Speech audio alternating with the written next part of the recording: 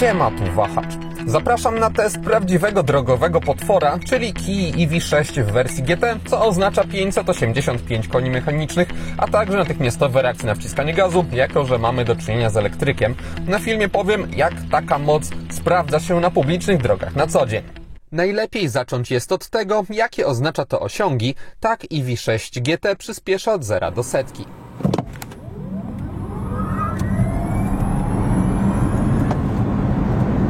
A tak od 90 do 140 km na godzinę.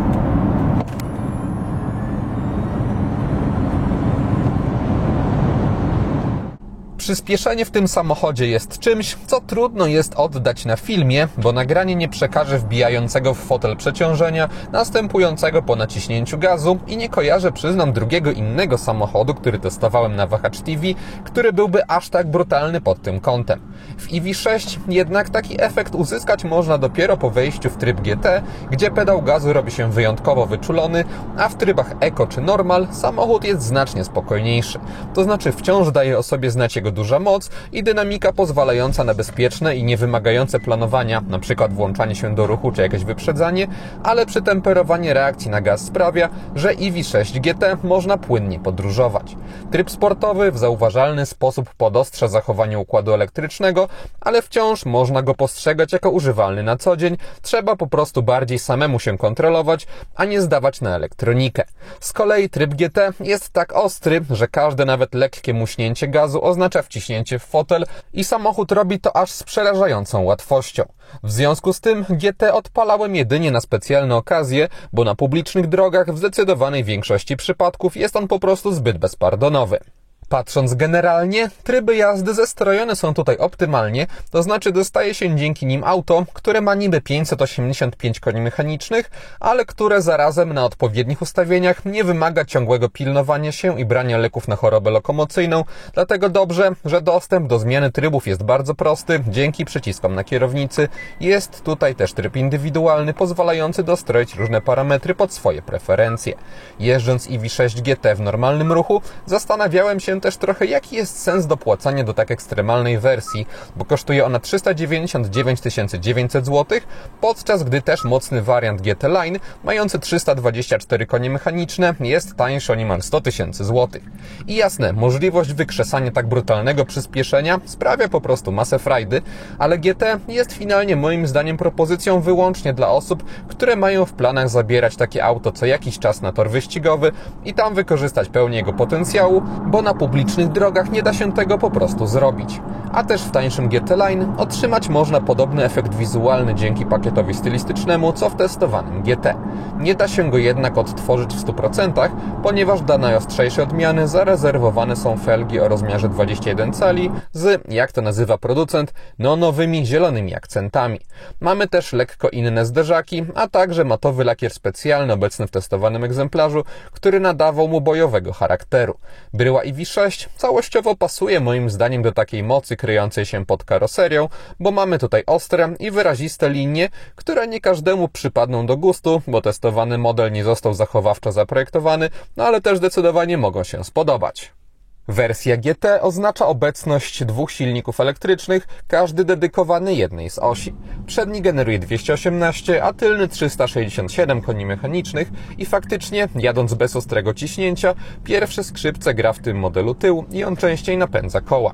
Akumulatory w testowanej odmianie są takie same jak w zwykłych EV6 z większymi bateriami, czyli mamy tutaj pojemność 77,4 kWh.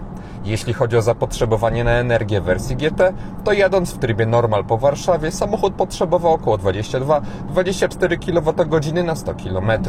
Na zwykłych drogach poza miastem wskazania oscylowały wokół 18-20 kWh, na ekspresówkach rosły do 24-25 kWh, a na autostradach do lekko poniżej 30 kWh.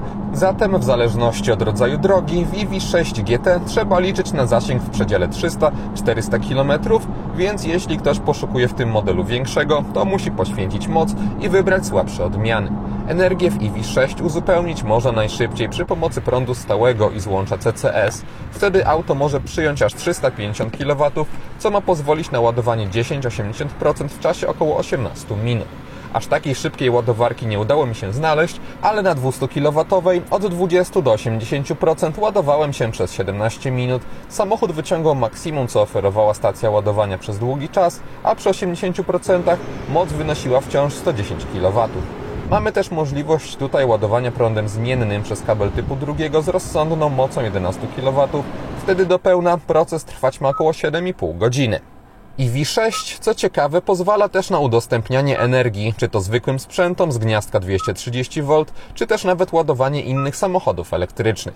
Jeśli chodzi o właściwości jezdne, to wersja GT wyposażona jest w adaptacyjne zawieszenie, które aż tak dużo nie zmienia. To znaczy utwardza trochę samochód, ale on bez względu na ustawienia zawsze jest dosyć twardy, a co za tym idzie, też przyjemnie stabilny na drodze.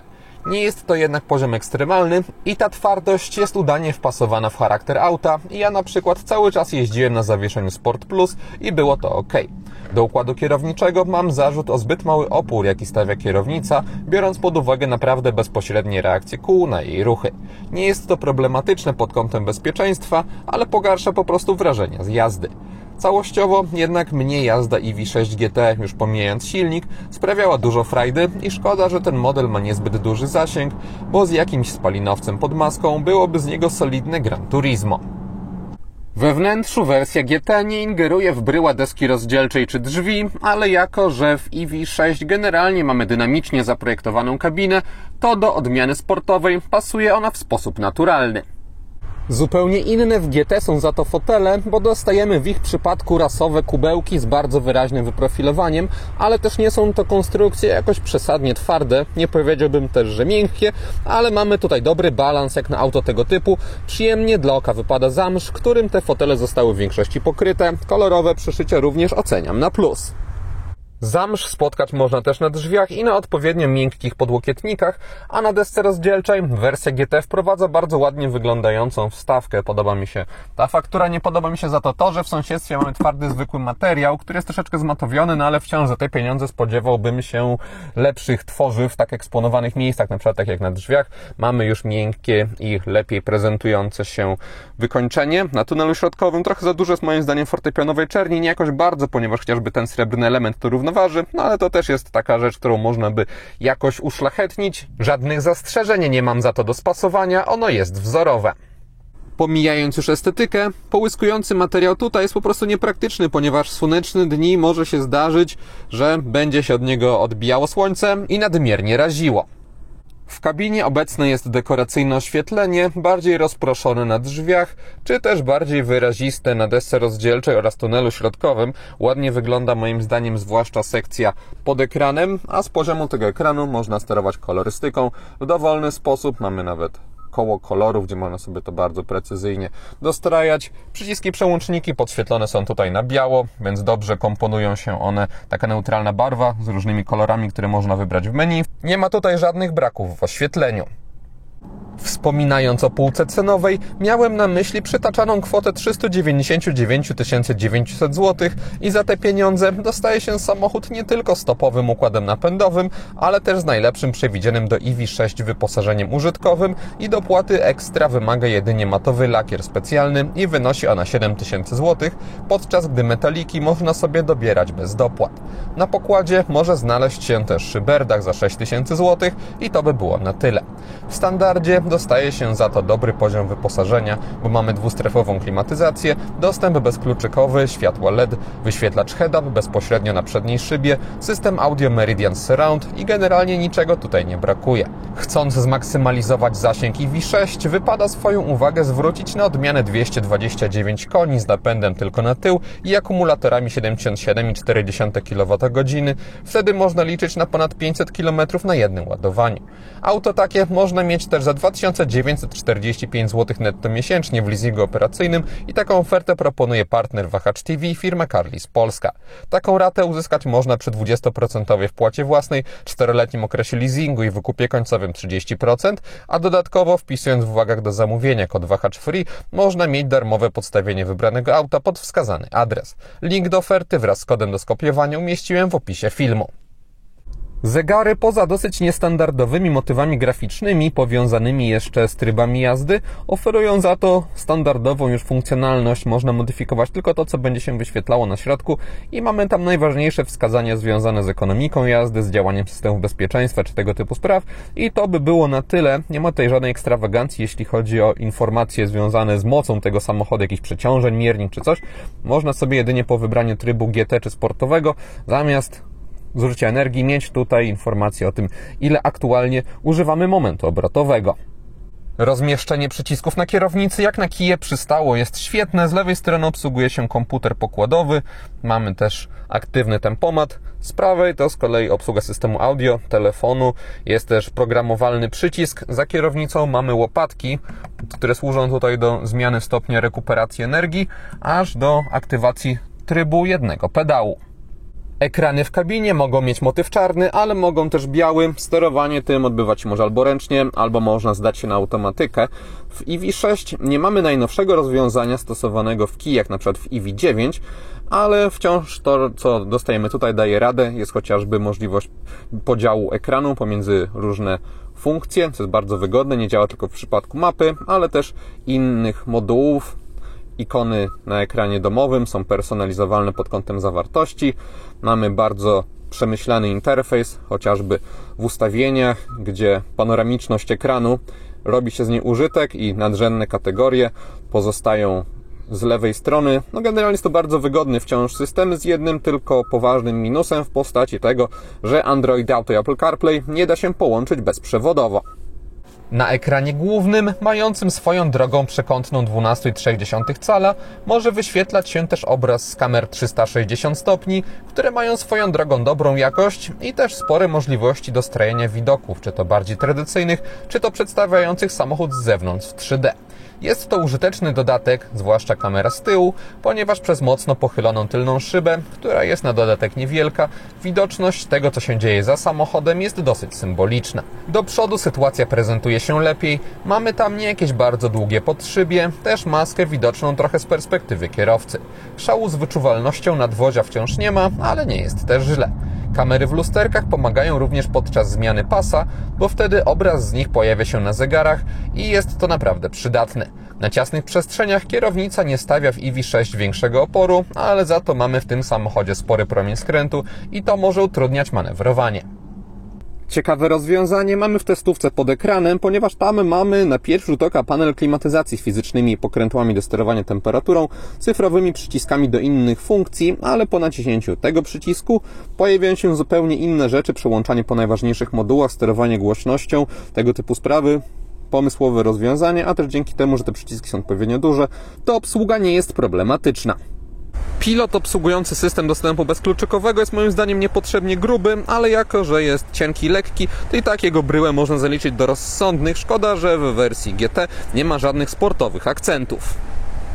Jeśli chodzi o ilość miejsca z tyłu, to na nogi jest naprawdę dobrze, gdy ustawiam przedni fotel pod siebie. To mam jeszcze taki ogromny zapas. Nad głową jest skromniej, ale wciąż ok, to znaczy konkretnie się prostując, dopiero lekko moje włosy stykają się z podsufitką, a przy bardziej naturalnym ułożeniu ciała już tego kontaktu nie mam. Tunel środkowy zupełnie w EV6 nie wystaje. A na tylnej kanapie obecny jest rozkładany podłokietnik. Testowany model do dyspozycji oddaje 480 litrów przestrzeni bagażowej. Z tyłu mamy niski próg załadunkowy, a także duży otwór, chociaż na szerokość jakiś powalający nie jest. Po bokach w kufrze mamy dźwignię do łatwego składania oparć w drugim rzędzie.